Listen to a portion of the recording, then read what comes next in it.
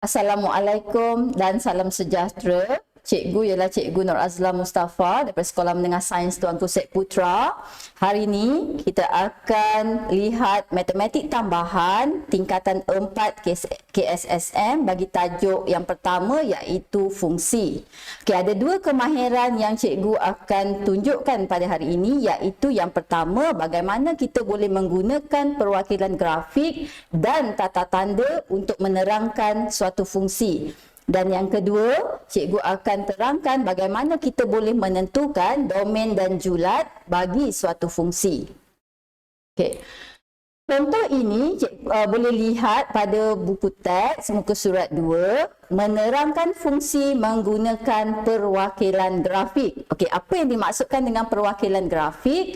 Contohnya, jika kita diberi suatu persamaan garis lurus seperti dalam rajah ini, kita boleh gunakan graf untuk mewakilkan fungsi tersebut. Okay? So, contoh dalam kes ini diberi persamaan Y sama dengan 2X tambah 1. Ini ialah persamaan garis lurus. Kita lukis dalam bentuk graf. Ini ialah perwakilan grafik. Kemudian kalau kita lihat contoh yang kedua di bawah ni, gambar rajah anak panah, ini juga merupakan perwakilan grafik. Dan jika kamu lihat pada graf, koordinat yang ditulis pada graf ini merupakan salah satu perwakilan grafik, iaitu pasangan bertertib. Okey? So kalau kita lihat pasangan bertertib ini 1, 3, 3, 7 dan 5, 11. Pasangan bertertib ini menunjukkan hubungan di antara nilai X dan juga nilai Y. Okey, apa yang berlaku kepada nilai X dan nilai Y? Bagi contoh pasangan bertertib yang pertama iaitu 1, 3, kita dapat lihat 1 dipetakan kepada 3. Okey? Dan yang kedua 3 dipetakan kepada 7. 5 dipetakan kepada 11. Okey, kalau kita lihat di sini 1, 3 dan 5 yang di sebelah kiri ini merupakan nilai-nilai bagi X. Merupakan nilai-nilai bagi X. Manakala 3, 7 dan 11 di sebelah kanan ini ialah nilai-nilai bagi Y. Okay? So, ini menunjukkan hubungan di antara nilai X pada paksi X dan nilai Y pada paksi Y. So, pemetaan daripada X kepada Y ini kita namakannya sebagai fungsi ataupun boleh juga disebut sebagai pemetaan. Okey, gambar rajah anak panah. Ini ialah gambar rajah anak panah. Okey. Ini ialah gambar rajah anak panah, merupakan perwakilan grafik yang biasa digunakan dalam tajuk fungsi ini. So, kalau kita lihat set X, kita ada set X dan set Y. So, set X mewakili nilai-nilai pada paksi X, seperti yang dalam graf. Okey? Okay. Bermakna sekarang ni, apa yang kita nak tahu ialah, untuk mewakilkan fungsi dengan menggunakan perwakilan grafik, kita ada dua cara, iaitu yang pertama graf. Ini ialah graf. Okey, dan yang kedua ialah gambar rajah anak panah. Gambar rajah anak panah. Okey, dan apa yang kita nak faham ialah paksi X mewakili semua unsur yang ada pada set X dan paksi Y mewakili semua unsur yang ada pada set Y. Okey. Kemudian yang kedua. Kita nak menerangkan fungsi menggunakan tata tanda fungsi. Okey, apa yang dimaksudkan dengan tata tanda fungsi? Cikgu akan tunjukkan dua cara untuk kita wakilkan fungsi tersebut dengan tata tanda. Okey, so yang pertama, kalau kita tengok contoh A, di bahagian kiri kita nampak dilabel sebagai X dan di bahagian kanan ialah fungsinya iaitu HX. Okey. Bermaksud fungsi tersebut ialah di label sebagai H. Objek dia adalah X. Okey. Kalau kita lihat, kita kena lihat setiap unsur. So, 2 dipetakan kepada 1/2. Okey? 2 dipetakan kepada 1/2. Kemudian 3 dipetakan kepada 1/3, 5 dipetakan kepada 1/5. Kita kena perhatikan betul-betul apa yang berlaku kepada X di sebelah kiri dan apa yang berlaku kepada Y di sebelah kanan. HX ni adalah mewakili Y yang kita lihat pada graf tadi. Okey? So, kalau kita lihat 2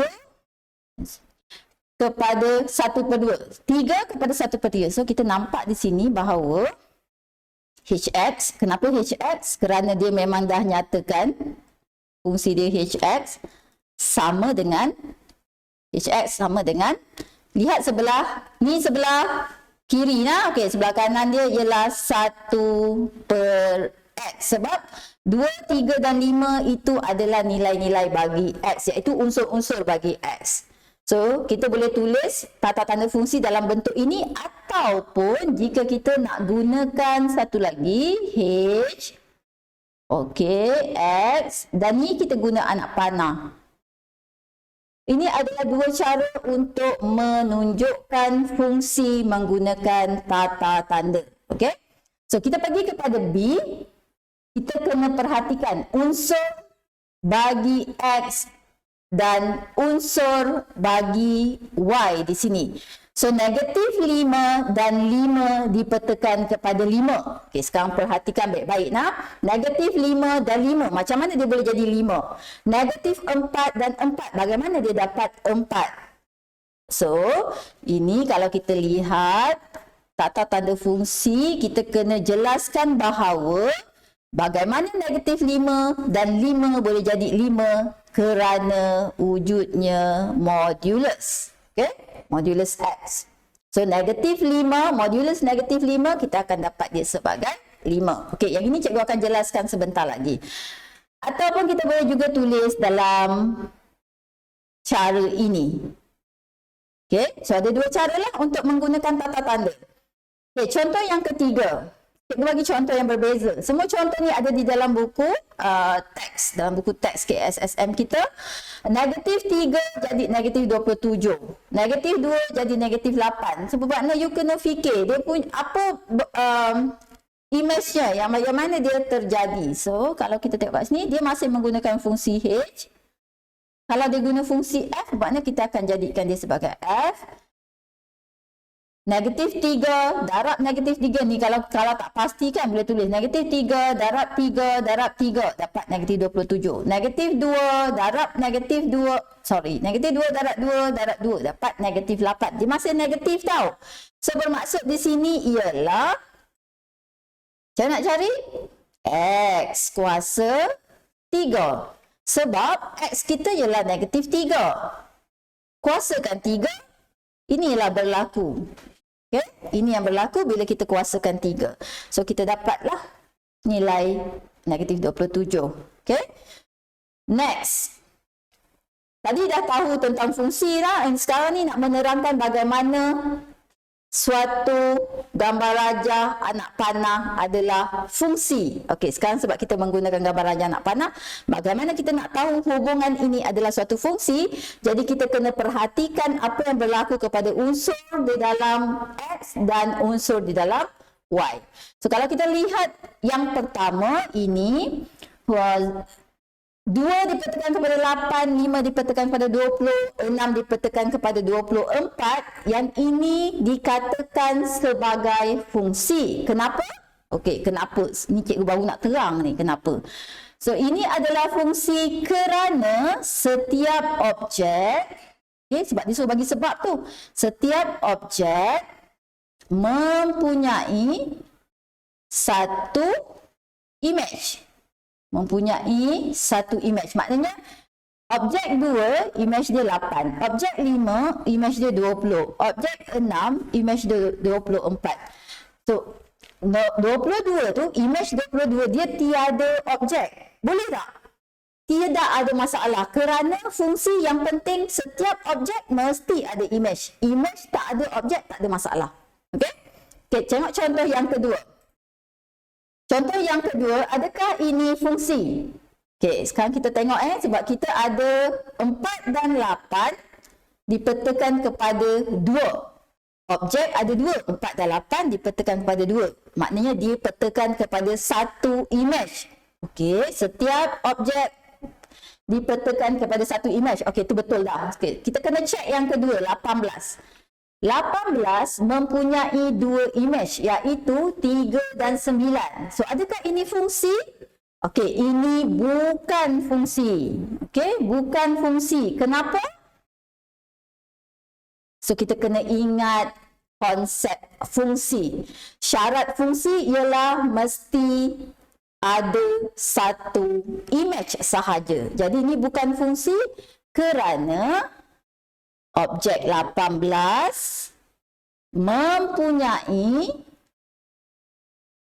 2 image.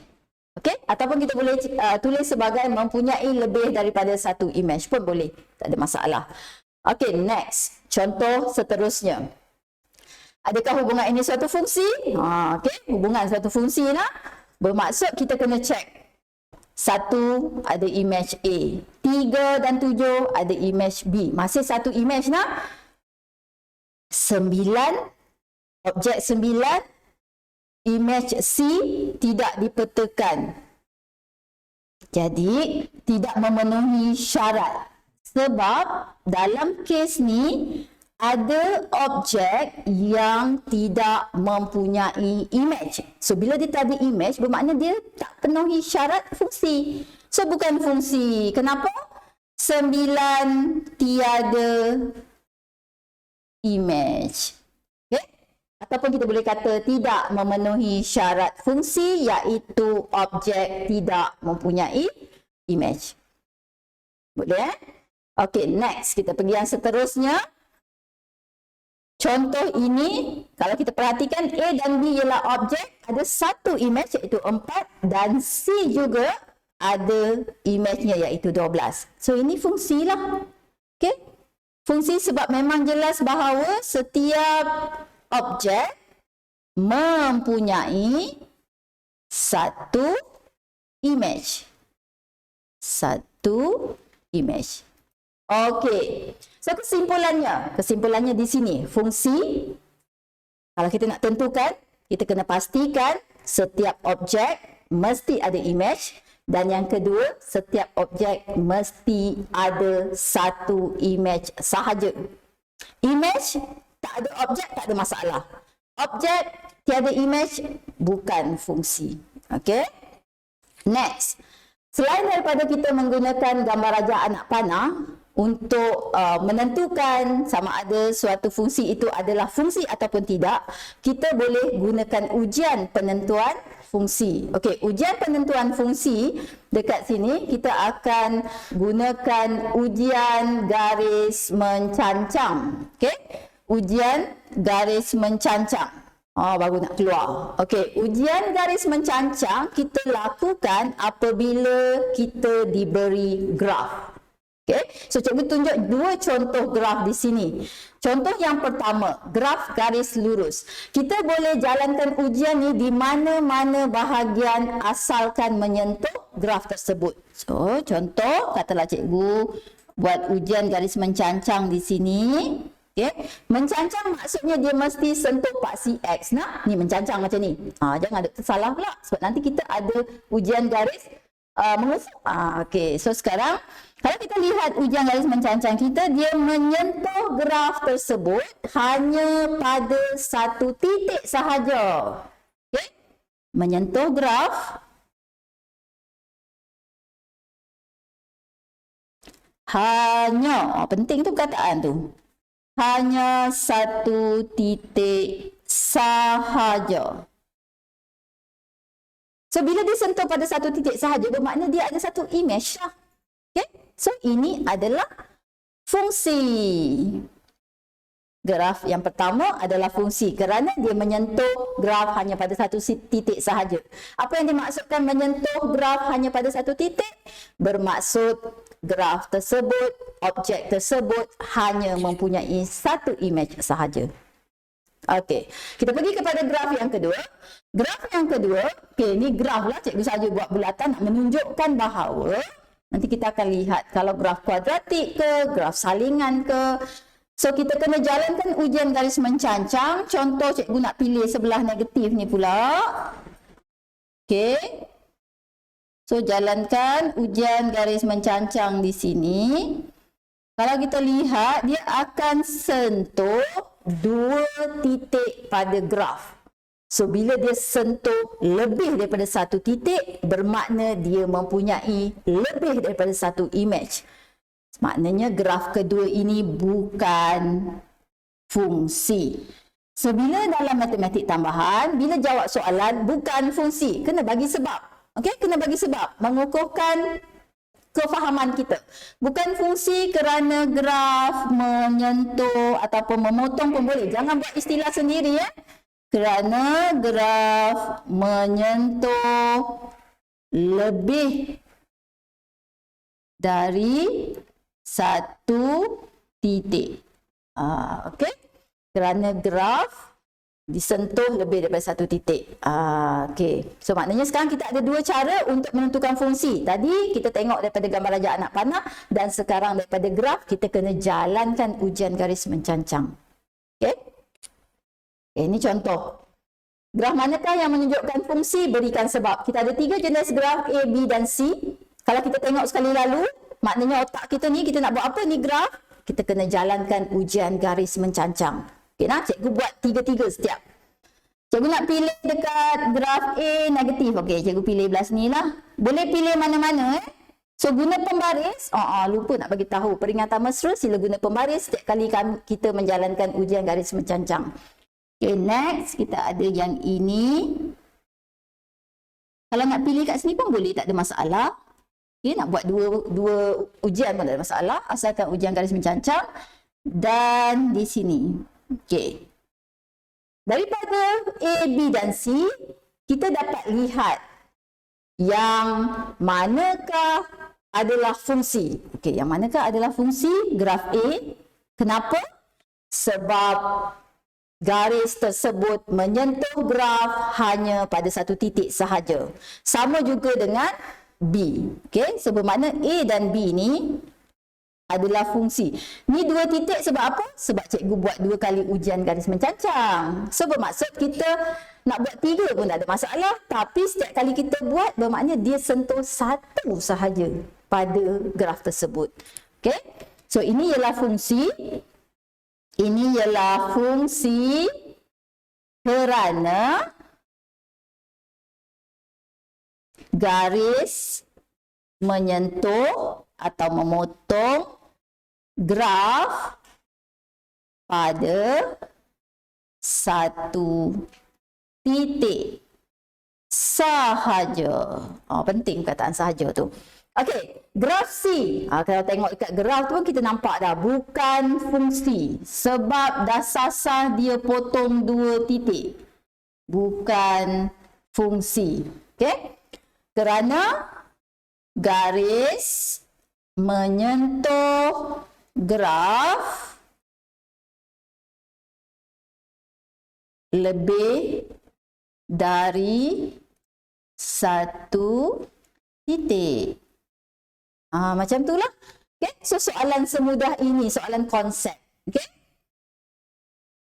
Okey, sekarang cikgu nak tunjukkan tadi kita punya contoh tadi tu, kita ada fungsi tidak tertakrif. Apa yang dimaksudkan dengan fungsi tidak tertakrif dalam buku teks disebut. Cuma sekarang cikgu nak jelaskan lagi sekali apa yang dimaksudkan dengan fungsi tidak tertakrif. Okey, dalam graf ni dia bagi tahu fungsi ni ialah x per x tolak 1. Dia dah nyatakan kat sini. Okay, so kita dapat graf ini dan kalau kita lihat graf dari sebelah kiri, daripada sebelah kiri sini lah, ni kiri, menghampiri 1 tetapi tidak sentuh 1.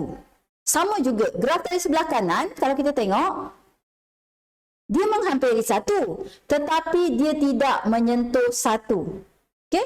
Maksudnya dia akan meningkat ke atas ataupun menurun ke bawah tanpa sempadan. Inilah yang kita panggil graf fungsi tidak tertakrif. Boleh? Okey. graf fungsi tidak tertakrif ni, kalau kita lihat bermaksud seolah-olah kita akan nampak menghampiri infinity lah. Fx tu, fungsi fx tu dia menghampiri infinity. Kenapa? Kerana dia meningkat tanpa sempadan. Okey, itu yang dimaksudkan dengan fungsi tidak tertakrif. Okey, next kita ada fungsi nilai mutlak. Dalam contoh yang cikgu bagi tadi dekat B tu, dia ialah fungsi nilai mutlak. So apa yang dimaksudkan dengan fungsi nilai mutlak? Okey, so maksud fungsi nilai mutlak kerana kalau kita tengok di sini contohnya dia bagi modulus. Ini kan ungkapan nilai mutlak ni kita boleh sebutnya sebagai modulus bagi X. Okey, modulus bagi X. Ni cikgu tulis kat sini dibaca sebagai modulus bagi X. Okey. So apa yang dimaksudkan dengan ungkapan nilai mutlak?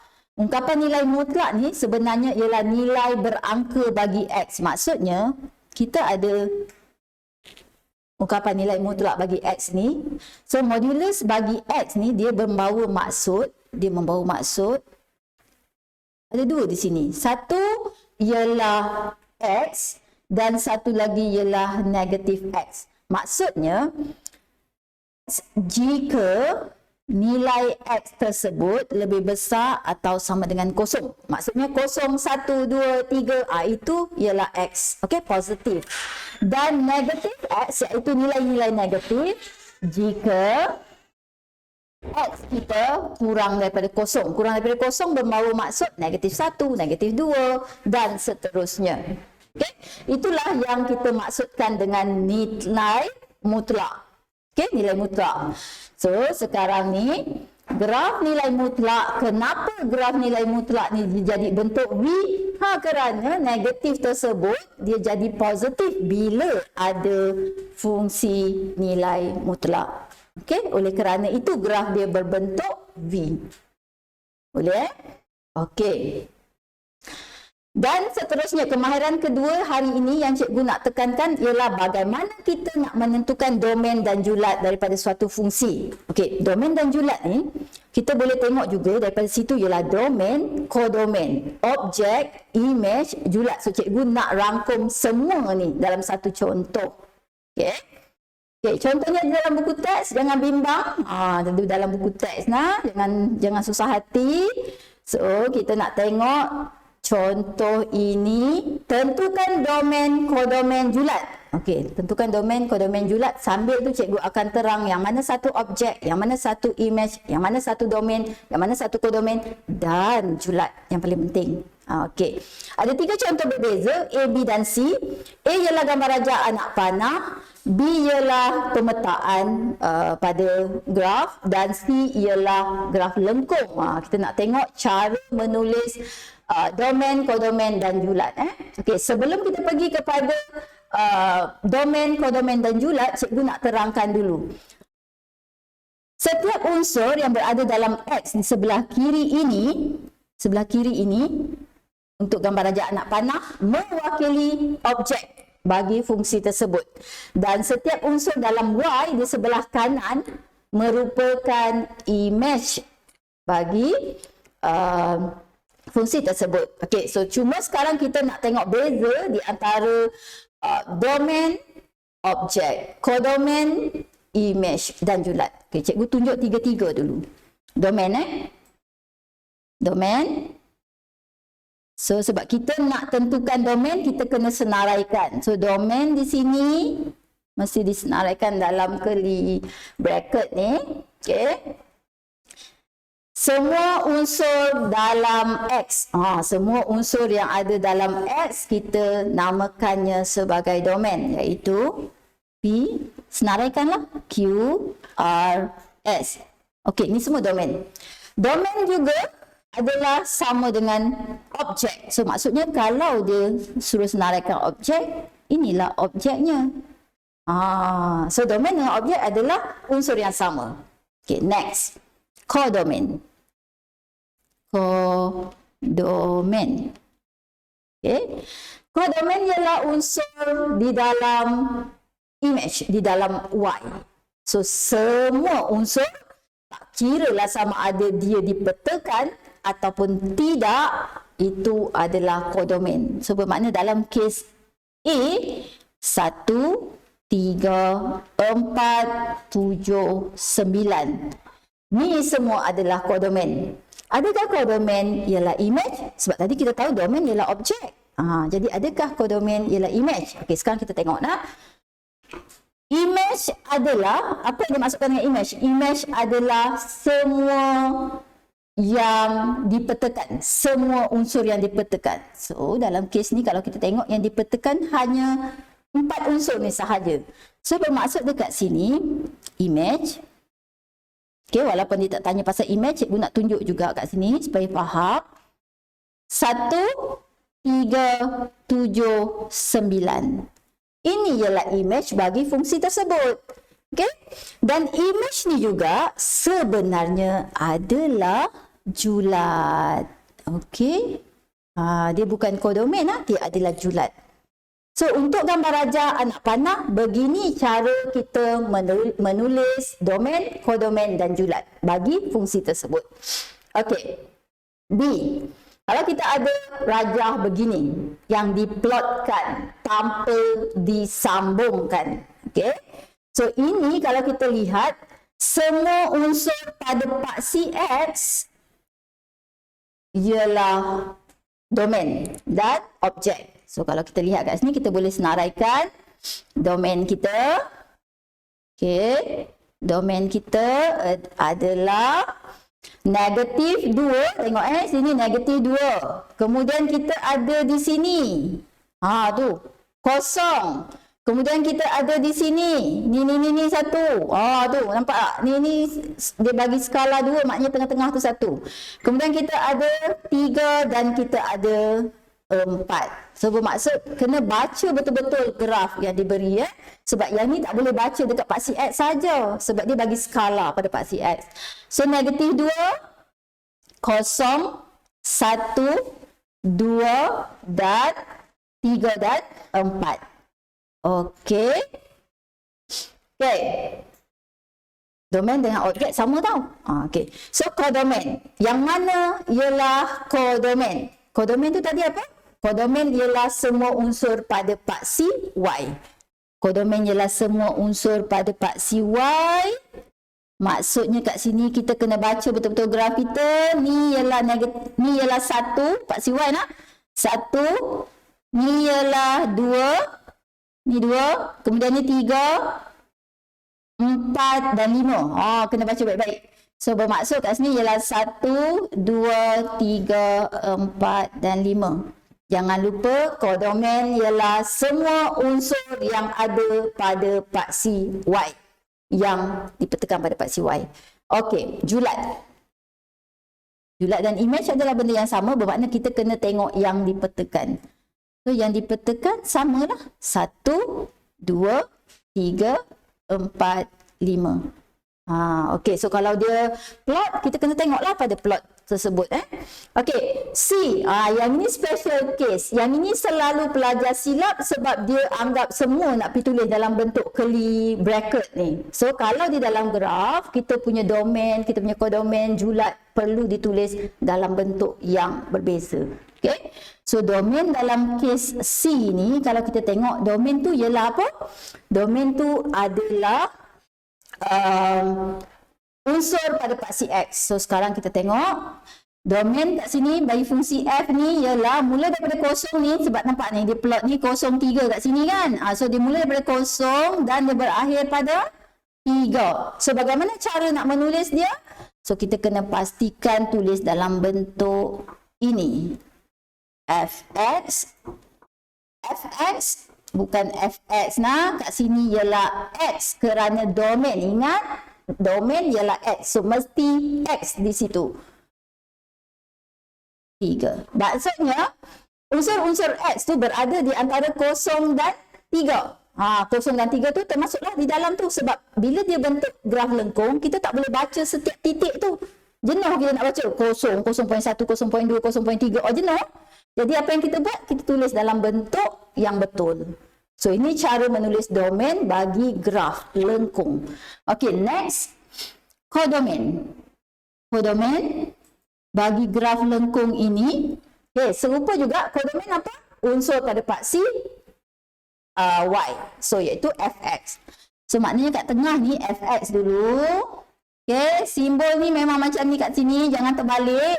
Okay, dia tak gaduh lah, dia tak bertembung macam tu. Okay, dia memang duduk menghadap ke kanan tu. Okay, so kita tengok kodomain kita. Yang paling kecil kita ialah sini, nampak tak ni? Ni kat tengah ni, 2. So bermaksud paling kecil 2, paling besar y kita ialah 6. 6. So bermaksud ni lah caranya nak tulis. Cikgu tulis bagi elok sikit. 2. Gitu. Okey. Dan last sekali julat. Okey. Jangan lupa julat tadi apa? Julat ialah semua unsur yang sama dengan image, iaitu yang dipetakan pada paksi y. So julat dia, jangan lupa julat bermakna paksi y. So dekat tengah tu mestilah fx. Jangan salah. Fx nak. Okey, sekarang paling kecil bagi fx nilainya adalah 2. So kena perhati betul-betul lah. Ni ada 2 kat sini. Jangan pilih 3 pula. 2. Paling besar dia ialah 6. Okey. Macam tu cara menulis. So ada 3 cara menulis domain, kodomain dan julat bergantung kepada apa bentuk graf yang diberi. Okay, kalau dibagi gambar raja anak panah, memang soalan paling senang dalam dunia. Kalau dibagi dalam bentuk graf lengkung, yang itu. Tak lagi ada anak murid dia buat ajaran sesat. Dia pun masuk ke buat ajaran sesat. Okay, okay, next. Next ialah bagaimana kita nak melukis. Bagaimana kalau diberi dalam bentuk panggil apa tadi? Fungsi mutlak. Ini namanya ialah graf fungsi mutlak. Graf fungsi mutlak. Okey, kenapa graf fungsi mutlak? Kerana nanti graf kita bentuk V. So bermaksud kalau you tengok fungsi tu ada tanda 2 tu macam ni. Ni. Okey, ni tanda apa? Modulus. Okey, fungsi mutlak. So bermaksud graf kita mesti automatik jadi V. So apa yang kita buat ialah kita akan tengok kepada domain, dia bagi negatif 1 hingga 2. So kita boleh pilih di sini negatif 1, 0, 1 dan 2. Okey, kat sini apa kita nak buat? Kita mesti ada pintasan Y. Okay, kita mesti ada pintasan Y. So tekanlah kalat kita yang hebat tu. Hari ni cikgu terlupa pula nak masukkan kalat kat sini. So jadinya tekanlah. Ni cikgu tekan dah. Okey, cikgu tekan dah, cikgu dapat nilai dia kat sini. 2 darab negatif 1, negatif 2, tolak 3 dapat negatif 3. Tapi kerana ada modulus ni, bermaksud sini ialah 3. Okey, nilai dia negatif 3. Tahu nilai dia negatif 3 bila you tekan kalkulator. Sebab kalkulator tu tak ada kalat. Tak ada ni, kalat. Kalkulator tu kalat lah budak-budak panggil. Tiada modulus. Jadi negatif 3 dia jadi automatic positif 3. Kemudian 0, 2 darab 0, 0. 0 tolak 1, negatif 1. Yang ini kita kena selesaikan. Okey, ni macam mana nak selesaikan? Ni maksudnya 0 sama dengan modulo 2x tolak 1. So dapat 0 sama dengan 2x tolak 1. Cikgu buat jalan kira sama macam anak murid buat ni. X sama dengan 1/2. Okey, sini kita dapat 1/2. Kita nak satu yang ada fx dia kosong lah, sebab tu cikgu tambah di sini sebab nanti senang nak nampakkan. Okey, 2 darab 1, 1 tolak 1, 1. 2 darab 2, 4 tolak 1, 3. Okey. So sekarang ni oleh kerana soalan ni dia kata lakar. Jadi bila lakar, tak payahlah pergi susah-susah buat skala pakai nak pengsan tu. Buat yang senang je. So bermaksud kita nak guna negatif 1. Kat sini ada negatif 1. Okey, sana. Negatif 1. Okay, dia suka berlari-lari. Dia memang favorite dia berlari-lari. Okey. Negatif 1 di sini. Okey. Kemudian kita ada X kita yang paling besar ialah 2. Sebabnya kat sini 2. Okey. Paksi fx kita ni paksi fx, paksi y. Ni ialah X. Labelkan elok. Menunjukkan bahawa kita faham. Sini kosong. Kemudian kita ada paksi fx kita yang paling besar 3. So kat sini kita letak dia sebagai 3. Okey, jangan lupa guna pembaris. Okey, negatif 1, 3 duduk di sini. Okey. Dia memang nak lari dah pasal nak habis dah. Dia suka lari. Okey, sekarang ni kita plot kat sini. Negatif 1, 3. Bila kita plot, kita nak tulis koordinat tu. Penting tu. Koordinat yang pertama, koordinat yang terakhir dengan yang tengah-tengah tu nanti nak. Okey, so ni cikgu lukis dulu. 0, negatif 1. 0, negatif 1 kat mana? 0, negatif 1. Nampak tak kat sini? Nampak dia lari? Dia memang suka lari. Okey, ni negatif 1 tau. Modulus bermakna kat sini sepatutnya 1. Jadi ingat nak, kalau kita tersalah tu maknanya kita betulkan. So kita akan dapat graf kita ni kat sini 0, 1. Okey. Kemudian 1/2 tu setengah daripada 1 kan. So 0 kat sini. Plotkan kat situ.